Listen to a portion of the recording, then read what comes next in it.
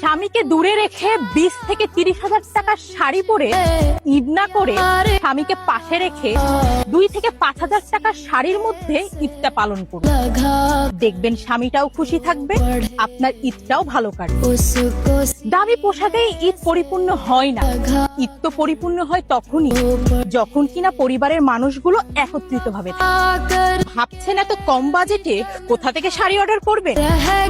এক্ষুনি modern Jamdani house থেকে আপনার প্রিয় মানুষকে খুশি করতে হলে এত সুন্দর শাড়ি অর্ডার করে ফেলুন। দেখবেন আপনার প্রিয় মানুষটাও খুশি থাকবে, ঈদটাও কিন্তু খুব শান্তিতে কাটবে।